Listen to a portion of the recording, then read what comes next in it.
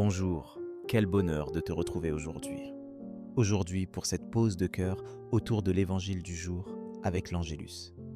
J'aimerais t'inviter à ouvrir grand les portes de ton âme à une question qui nous concerne tous. Comment vivons-nous l'instant présent alors que tant de choses peuvent nous distraire du plus essentiel? Si tu es comme moi, tu sais à quel point nos vies sont rythmées par le quotidien, les habitudes, les projets, les inquiétudes, parfois même l'indifférence. Et pourtant, Jésus vient aujourd'hui nous interpeller avec amour, nous rappeler que tout peut basculer, que son retour est une réalité qui traverse le temps et nos cœurs.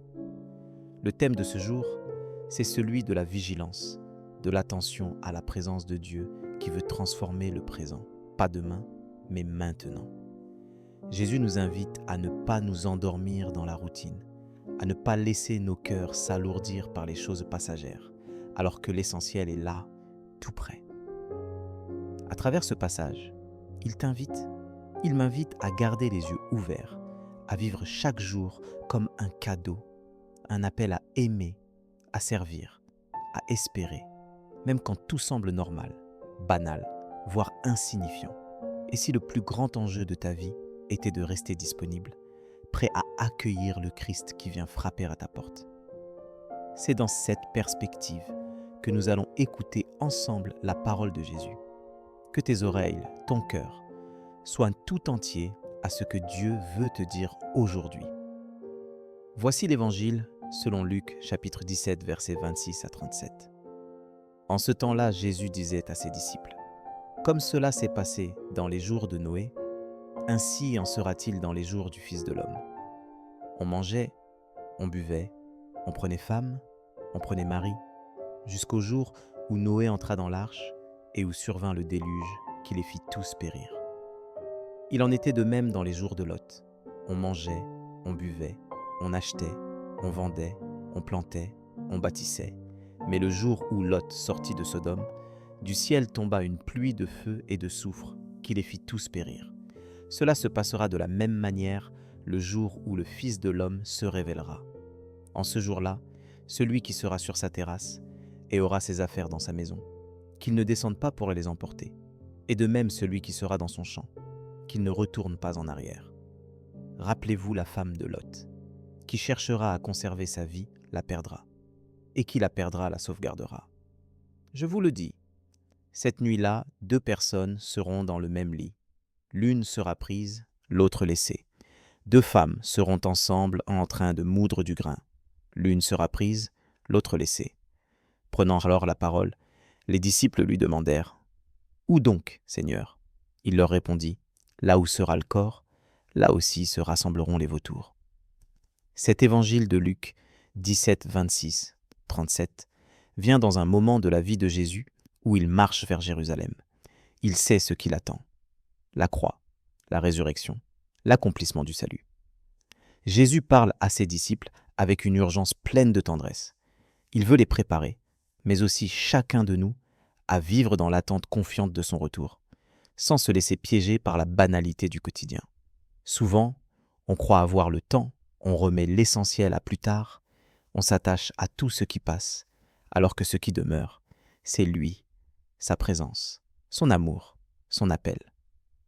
Peut-être que tu te sens concerné par cette tension entre ce que tu vis chaque jour et ce que Dieu attend de toi. Tu n'es pas seul. La parole nous rappelle que la vigilance ne signifie pas vivre dans la peur, mais dans la confiance, dans l'abandon.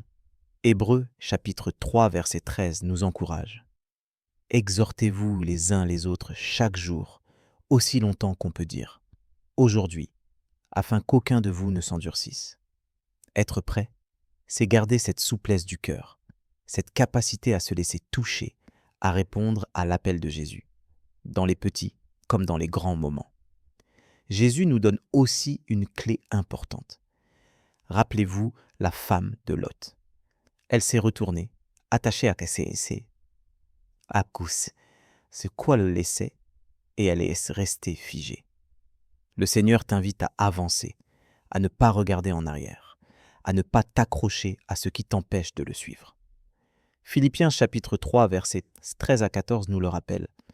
Oubliant ce qui est en arrière et me portant vers ce qui est en avant, je cours vers le but.